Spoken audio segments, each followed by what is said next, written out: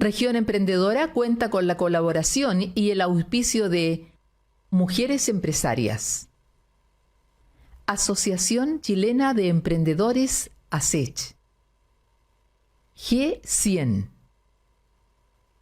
Nada nos detiene, Agua, fuente de vida, siempre pura, rica y saludable.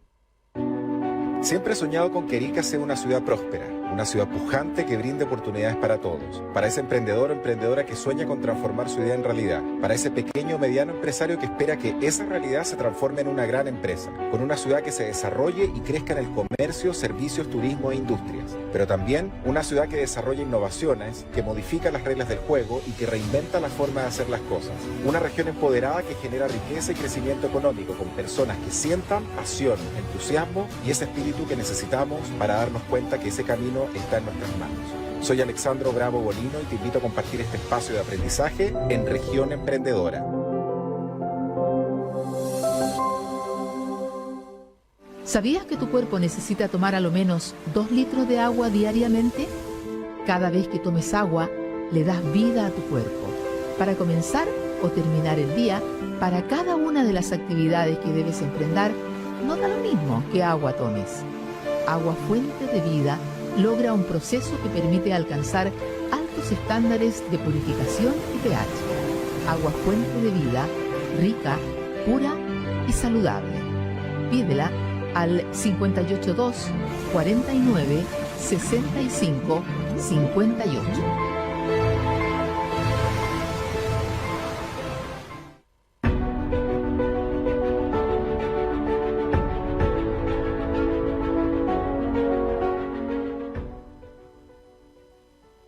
Muy buenas noches, bienvenidos a Región Emprendedora, el programa de los emprendedores y las pymes de Chile. Hoy nos va a acompañar Alejandro Maureira, economista senior y panelista del programa, para darnos el habitual reporte de economía de Chile en este mes de diciembre, último mes del año. Y en el segundo bloque vamos a conocer, vamos a analizar los efectos económicos de la nueva propuesta de Constitución. Así que, como siempre, tenemos un gran programa para los emprendedores y las pymes de Chile. Compartan esta transmisión, denle mucho me gusta y disfruten el programa que hemos preparado para el día de hoy. Como siempre, agradecemos Agua Fuente de Vida, siempre pura, rica y saludable, que nos refresca en cada programa, en cada viaje, en cada reunión, a cada hora del día. Además de que, gracias a sus procesos, tomar Agua Fuente de Vida es sano y hace bien. Y agradecemos, como siempre, a los partners del programa, a la Asociación Chilena de Emprendedores ASECH, Mujeres Empresarias, el G100 y Nada nos detiene. Siempre unidos para seguir fortaleciendo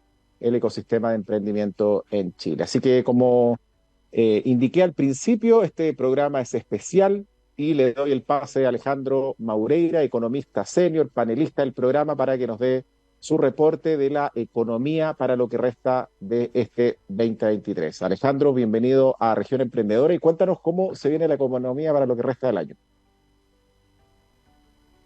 Hola Alexandro, hola a todos y vamos a ver cómo está o cómo ha estado la economía. Bueno, la última cifra que tuvimos, voy a partir por el lado del desempleo. En la última cifra de desempleo tuvimos un 8,9% y acá es donde nuevamente vamos a pavonearnos un poco y comentar que a fines del año pasado, cuando hicimos las proyecciones económicas para este año, había comentado un desempleo de 8,9%, terminando este año que iba a subir, que no iba a ser tan lapidario de llegar al 9 y tanto por ciento que algunos proyectaban, pero sí que íbamos a tener un deterioro del desempleo. ¿Qué significa esto? Que claro, que la calidad del empleo que se iba a estar creando no iba a ser tan buena como eventualmente, en un año normal se crean. Tuvimos un desempleo de 8,9%, ¿qué significa esto? Lo primero, antes de llegar a esa cifra, se acusa que este desempleo se debe a que hay más personas eventualmente ingresando a buscar trabajo que el trabajo que se está creando.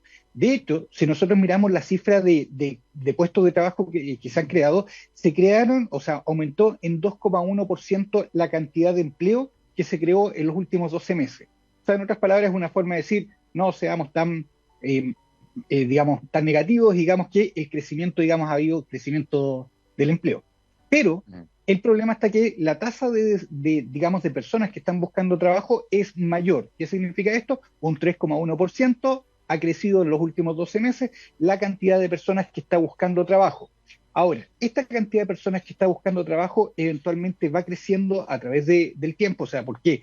Porque somos una economía donde eventualmente hay más personas jóvenes que viejas, o tercera edad, como quieran llamarlo, y eventualmente, ¿qué significa esto? Que nosotros tenemos que ir generando puestos para toda esa cantidad de jóvenes que van saliendo de las universidades, que van saliendo de los institutos, etcétera, para eventualmente tenerles trabajo. Hoy día, la fuerza de trabajo, la fuerza laboral completa, es de 9.935.000 personas y hay 9.053.000 personas que están trabajando. ¿Qué significa esto? Que tenemos 882.000 personas que no están trabajando. O sea, que quieren trabajar y eventualmente no lo están haciendo. Entonces, esa es la realidad actual. O sea, que en nuestro país eventualmente hay trabajo, pero hoy día tenemos casi 900.000 personas que no están trabajando. Ahora, ¿dónde está el dilema de todo esto? Que es lo que quiero traer a colación. Que si yo miro el empleo que había en enero del año 2020, digamos, después del estallido, entre el estallido y la pandemia, antes de que partiera la pandemia, en enero del 2020, la cantidad de personas desocupadas era de 733.000. O sea, hoy día tenemos 882.000 personas que están desempleadas. ¿Qué significa esto? Que todavía no llegamos a los niveles prepandemia con respecto al empleo. Recordemos que digamos, en el estallido de octubre del 2019 se perdieron algunos puestos de trabajo que se trataron de recuperar, pero después en marzo viene y se inicia la pandemia y ahí tuvimos, digamos, una caída fuerte de lo que era el empleo. Bueno, todo ese empleo que se perdió durante la pandemia todavía no lo podemos recuperar. Faltan todavía que se creen, hay poco menos de, está saludando a mi perrito, que eventualmente se creen todavía unos 84.000 empleos que todavía están faltando en la pandemia que se cree. Entonces, ¿qué es lo que pasa con respecto a estas cifras? Falta por incorporar eventualmente un total de personas, y si es que yo miro las cifras, digamos, de desempleo con respecto a ello, obviamente que el desempleo me va a ir subiendo. ¿Dónde está el problema de la calidad del empleo que estábamos acusando? La calidad del empleo se da por el siguiente lado. Primero que nada, una buena noticia. El empleo informal no subió, de hecho disminuyó en los últimos 12 meses, se quedó dentro del 27%, pero el subempleo es el que está aumentando. ¿Qué significa el subempleo? Porque esto es algo que tenemos que incorporar eventualmente a nuestro discurso. El subempleo es cuando tenemos dos tipos de personas. Primero que nada, aquellas personas que quieren trabajar, por ejemplo, 40 horas semanales o 42 horas semanales aún, y eventualmente están trabajando 20 horas, 15 horas, o sea, en otras palabras, están trabajando de forma parcial, no están usando 100% su tiempo. Ese subempleo ha aumentado. Y también, por ejemplo, cuando tenemos a un estudiante universitario que está, o sea, una persona que tiene un título universitario, perdón, y que está haciendo un trabajo, por ejemplo, un trabajo técnico. Eso también se considera subempleo. ¿Y dónde está el problema? Que en el último año, del total de empleos que se crearon, 184.000 empleos que se crearon en el último año, 75.000 hoy día, personas trabajando, están en calidad de subempleo.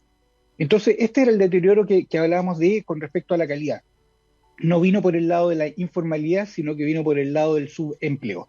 Y dentro de eso también vale la pena comentar que en los últimos 12 meses, el 46% de los puestos de trabajo que se han creado han sido creados, digamos, con dinero fiscal. ¿Qué significa esto? Empleados públicos. O sea, en otras palabras, tenemos una masa grande, 84.000 empleos, para cerrar la cifra. En el último año se han creado 183.000 empleos y lo mínimo que debiéramos estar creando son 275.000. ¿Por qué 275.000? Porque estos 275.000 tienen que ver con la cantidad de personas que están buscando trabajo nuevamente, etcétera, etcétera. Entonces, no estamos cerca de los 275.000, hemos creado 183.000 y por eso eventualmente el desempleo va subiendo. De los 183.000 empleos que hemos creado, 84.000 empleos son empleos fiscales, que se pagan principalmente con nuestros impuestos. Y eso es, a mi gusto, es casi como hacer trampa. Está bien que en momentos, digamos, de baja crecimiento económico se suele aumentar el gasto para que eventualmente el empleo, digamos, se vaya creando, pero estábamos acostumbrados hasta antes de esta administración que lo que hacía el ministro de Hacienda era darle dinero a las empresas para que las empresas crecieran y las empresas generaran este empleo, en vez de hacerlo de forma directa, como diciendo, no, yo voy a empezar a contratar más personas. ¿Por qué? Porque esto al final va a terminar redundando en lo que tiene que ver con las finanzas públicas. Entonces, tenemos este empleo total, que es lo que estaba pasando, donde tenemos mucho empleo fiscal, donde tenemos eventualmente subempleo, y de aquí en adelante, bueno, la buena noticia es que las cosas debieran ir mejorando, pero esto también nos lleva a lo siguiente, nos lleva a que hoy día, si tenemos crecimiento cero, porque eso es lo que va a crecer la economía, digamos, para este año, pero hay algunos que dicen no. De hecho, yo dije, bueno, para este año mis proyecciones económicas eran que íbamos a terminar en menos 0,5% de caída del Producto Interno Bruto. No obstante, con el último IMASEC que se dio a conocer, que algunos quedaron contentos, es todo un cero. Para quedar claro, eso es pésimo para nuestra economía porque empieza a explicar este problema del crecimiento de puestos de trabajo. El crecimiento económico, cuando siempre han acusado, dicen, no, es que los economistas hablan de puro crecimiento económico y hay cosas más importantes en la vida. 100% de acuerdo. Pero la razón por la cual hablamos de crecimiento económico es porque a partir del crecimiento económico se empieza a generar todo lo demás. El crecimiento económico significa empleo. En la medida que el país vaya creciendo, ese crecimiento se traduce en que hay más empleo.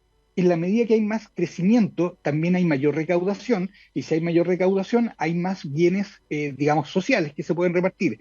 En la medida que también haya más trabajo, producto del crecimiento, también eventualmente hay mayor bienestar, y se empiezan a disminuir las brechas, etcétera, etcétera. Entonces tenemos una serie de efectos positivos que genera el crecimiento económico. ¿Cuál va a ser el crecimiento económico para este año? Cero. Ya sea que tengamos una caída de menos 0,5% o un crecimiento de 0,5%, eso es malo. Así de simple. Eso es muy malo para nuestra economía y esto no nos sirve y se ve en esta diferencia. Debiéramos estar creciendo, un mínimo de 275.000 empleos y hemos crecido solamente con 183.000. Eso, digamos, son las cifras duras con respecto a este tema. Ahora, con respecto al crecimiento, ¿por qué no estamos creciendo? Y la razón por la cual no estamos creciendo es principalmente la incertidumbre. Primero que nada, la incertidumbre que se dio con respecto al primer proceso constitucional generó una parálisis total, etcétera, que se vino reactivando después de septiembre del año pasado. Para este año se vuelve a instaurar la incertidumbre, pero no directamente por el proceso constituyente, sino que por políticas públicas, como por ejemplo, en el año 2022, Sokimich aportó $5.000 millones al fisco por concepto de impuestos. Este año se dictó eventualmente la ley del litio, donde se crea la Empresa Nacional del Litio, y eso qué significa que el aporte que va a hacer Sokimich, etcétera, se cayó. El crecimiento del litio en Chile también ha caído junto, también hay que ser justo, con los precios internacionales del litio, por eso muchos expertos están diciendo que se está pasando la oportunidad del litio, pero lo cierto es que se esté pasando o no se esté pasando, que llevamos un año en que el litio básicamente no tuvo crecimiento en nuestro país, sino que tuvo un retroceso. ¿Por qué? Porque todavía se está esperando cuál va a ser el fin de toda esta cosa de la Empresa Nacional del Litio, qué es lo que va a pasar también con la reforma tributaria o el pacto fiscal, que todavía no se tiene mucho ahí de por medio, en el área de la salud, qué es lo que va a pasar al final con las ISAPRES, se mueren, no se mueren. Toda esa incertidumbre que se ha generado a partir de las políticas públicas que se han implementado, eventualmente han llevado a este deterioro. ¿Y dónde se ve esto? El consumo solamente en este año va a crecer un 1,4%, que es igual a nada. El consumo en nuestro país siempre ha sido, de hecho por eso muchos acusan y dicen, no, que el modelo económico está basado en el consumismo. Sí, nuestro modelo económico está basado en el consumo. El consumismo es un problema psicológico. Después lo puedo explicar si quieres. Pero fíjense que el consumo al final explica gran parte de nuestro crecimiento y también del empleo. Y de hecho, basta ver solamente en esta fecha. En diciembre el empleo suele subir, y bastante. ¿Por qué? Porque se contratan a muchas personas, subempleo, part-time, eventualmente para las ventas de Navidad, etcétera, etcétera. Entonces tenemos una expansión del consumo que es paupérrima, muy baja. Tenemos también una caída de la inversión de 4%. De hecho, habíamos comentado a fines de año, cuando vimos las proyecciones económicas el año pasado junto a Alexandro, había comentado un menos 4,5%, va en menos 4%. Eventualmente también tuvimos una caída de las exportaciones. Y de las exportaciones principalmente por el lado de la minería, que está cayendo un menos 0,5% también para lo que va este año. O sea, la minería partió súper bien el año, durante la mitad del año se cayó y hoy día, digamos, está repuntando. Pero en términos globales, la minería se está frenando, el consumo se está frenando, y eso está explicando el por qué eventualmente está nuestra economía como está. Pero, y aquí vale la pena mencionar, que la expansión del gasto ha sido un 10%. O sea, este año se ha gastado un 10% más que el año pasado, el Estado. El Estado está gastando un 10% más que el año pasado, y esto explica este 46% de empleos fiscales que se han creado en los últimos 12 meses. Entonces, claro, estamos creando empleos con dinero fiscal, pero ¿dónde está el dilema? Esto es lo que estamos acusando muchos, que eventualmente nuestra economía está peor de lo que creemos. Y acá, perdón por ser negativo, pero uno dice, ¿por qué estamos peor de lo que creemos? Porque hoy día, 46% del empleo creado en los últimos 12 meses es fiscal. En otras palabras, se paga con los impuestos. Pero eso implica que el gasto fiscal se ha expandido. ¿Cuánto? En un 10%. Pero al mismo tiempo, la caída de la actividad, como el crecimiento ha sido menor, también implica que la recaudación ha caído. De hecho, la recaudación de impuestos cayó un 3,1% este año. ¿Y esto qué significa? Que al final, claro, es como decir, estamos gastando más, pero al mismo tiempo estamos recaudando menos. Recaudando menos. Exacto. Y eso nos está llevando eventualmente a que la deuda fiscal esté aumentando peligrosamente. ¿Qué tan peligrosamente está aumentando la deuda fiscal? En el año 2022, la deuda fiscal era un 35,8% del PIB. El año 2023 va a cerrar con un 38,7% del PIB. Y para el próximo año, dado los gastos que se dan, y si seguimos en este camino, vamos a pasar el 40%, que el 40% en algún momento se fijó como el máximo que se podía endeudar el país. Yo creo que el país no debiera tener deuda, voy a explicar por qué en un segundo, pero lo cierto es que eventualmente hoy día estamos recaudando menos, estamos gastando más y eventualmente no se ven políticas fiscales que eventualmente vayan a apuntalar todo esto y nos digan, ¿saben qué? Vamos a tener un año 2024, pero a todas luces. Sin ir más lejos, la medida que se creó fue crear un gabinete para el crecimiento económico. Y me van a perdonar la crítica, pero está conformado principalmente por los ministros que han generado la desaceleración económica. Entonces personalmente, no le tengo mucha fe al gabinete de crecimiento económico. ¿Por qué? ¿Qué significa este tema de la recaudación con respecto al crecimiento? Es que eventualmente nuestro país va, digamos, a endeudarse más. ¿Por qué estaba mencionando que los países no debieran endeudarse? Por algo súper simple. Los intereses de la deuda que hemos adquirido hoy día como país, solamente los intereses, no el pago de la deuda, los intereses que vamos a tener que pagar, es equivalente a un año de PGU pagadas, mensual.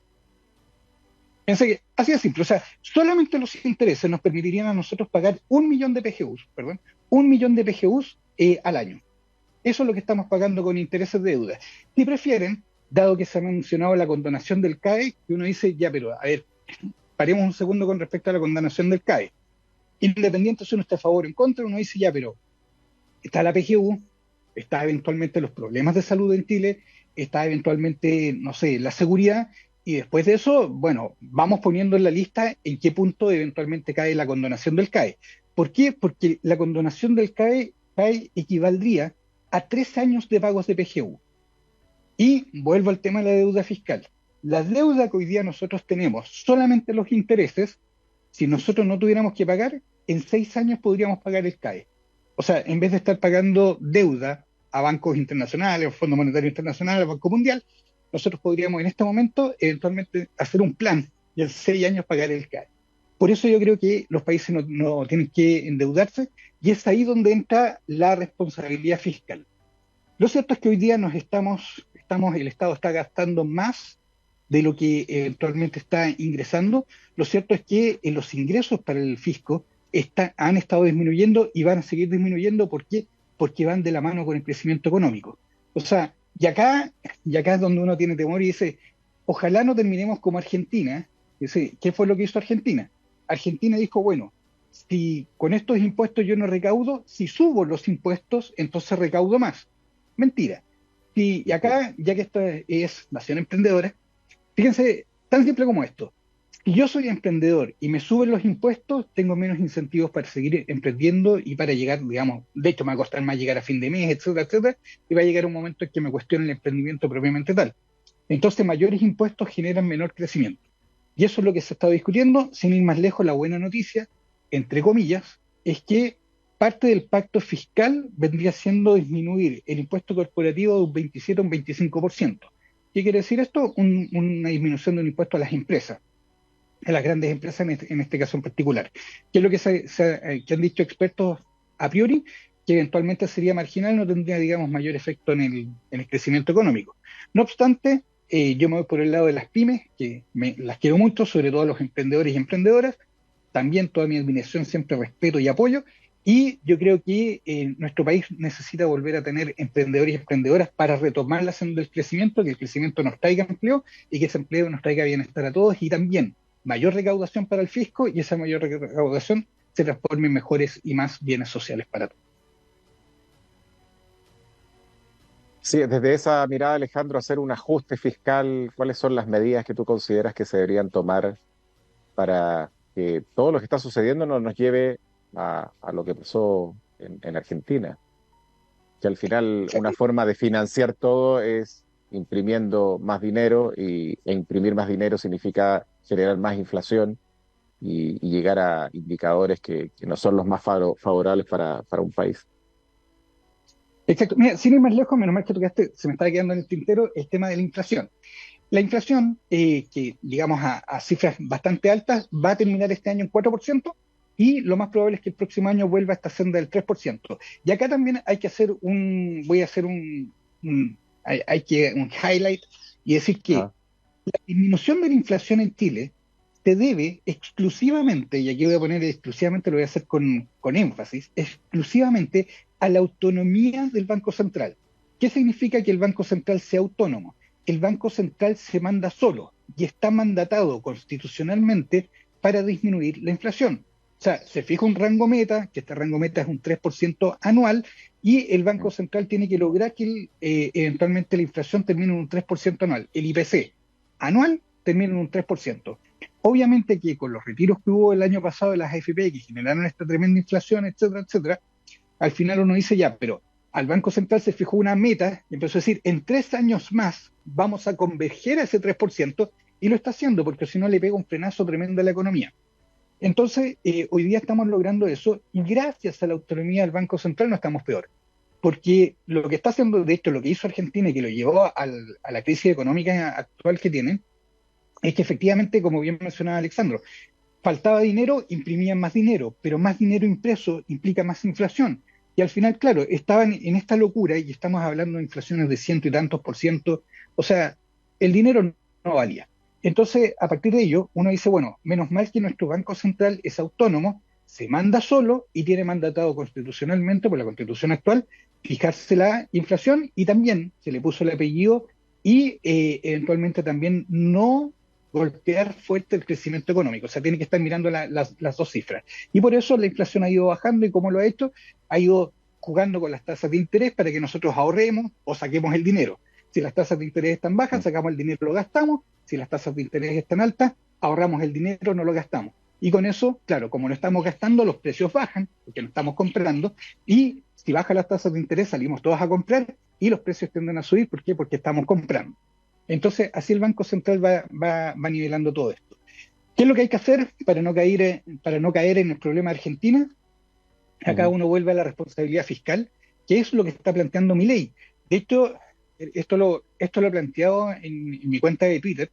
He planteado cuando digo, es extraño ver el proceso de Argentina, que Argentina quiere copiar las políticas económicas de Chile de los últimos 30 años, y de alguna forma nosotros estamos avanzando hacia la Argentina de hoy día, con tener un gasto mayor de lo que estamos eventualmente recaudando, con altos niveles de endeudamiento, etcétera, etcétera. Y ahí es cuando uno vuelve a poner la discusión sobre la mesa. Hoy día la discusión sobre la mesa con respecto a la política fiscal es si queremos un Estado grande, como propone hoy día el oficialismo. ¿Qué significa un Estado grande? Muchos empleados fiscales, como lo que está pasando hoy día, este año en Chile. O queremos un Estado presente, que es una mirada más neoliberal. ¿Qué significa un Estado presente? Un Estado presente significa que yo tengo pocos funcionarios públicos, tengo los que necesito solamente, o sea, soy muy, muy, muy chico en funcionarios públicos, pero estoy presente con ayuda fiscal. O sea, en otras palabras, claro, quiero que el dinero llegue a salud, a las pensiones, quiero que el dinero llegue a las personas, no que vaya eventualmente a empleo fiscal. Y esa yo creo que es la discusión y la forma de cortar esto es eventualmente volver a esto del Estado presente.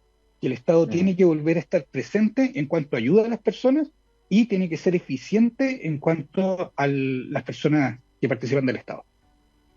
Sí, porque un porcentaje importante del presupuesto se lo lleva todo este gasto público relacionado a la contratación de las personas que trabajan en el Estado, y yo creo que ahí tenemos un problema no solamente de gestión, sino también de eficiencia en el gasto. Exacto, y no solamente eso, mira, de hecho, un dato para comentar, se expandió eventualmente el número de trabajadores de empresas estatales, y para comentar este caso de la eficiencia, Codelco el año pasado, el año 2022, entregó poco más de 3.000 millones de dólares al fisco, en comparación, solamente para hacer la mención, Soquimich 5.000 millones, Codelco 3.200 millones de dólares, y este año va a entregar 1,4 millones de dólares. O sea, menos de la mitad, eventualmente lo va a entregar, y es cuando uno dice, bueno, pero entonces hoy día Codelco está siendo más ineficiente. Sí, hoy día Codelco, este año en particular, está siendo más ineficiente que el año anterior, y se suman otras empresas como Enami, entre otros. Así es, estamos gastando más y estamos generando menos recursos. Alejandro Maureira, economista senior, panelista del programa. Gracias, Alejandro, por compartir tu reporte y tu análisis de la economía en región emprendedora, y obviamente por habernos acompañado todo este año 2023 con este reporte tan importante que nos permite tener el pulso, tener la perspectiva y en base a ello tomar mejores decisiones. No, muchas gracias a ti, muchas gracias a todos por soportarme y escucharme, digamos, en estos reportes que espero que sean útiles para todos los emprendedores. Así es, seguro. Quédate con nosotros, vamos a un corte y ya regresamos también contigo para hablar sobre el tema de la Constitución, los efectos económicos de la nueva propuesta de Constitución. Vamos a un corte y ya retornamos con el segundo bloque. ¿Sabías que tu cuerpo necesita tomar a lo menos 2 litros de agua diariamente? Cada vez que tomes agua, le das vida a tu cuerpo. Para comenzar o terminar el día, para cada una de las actividades que debes emprender, no da lo mismo qué agua tomes. Agua Fuente de Vida logra un proceso que permite alcanzar altos estándares de purificación y pH. Agua Fuente de Vida, rica, pura y saludable. Pídela al 582 49 65 58.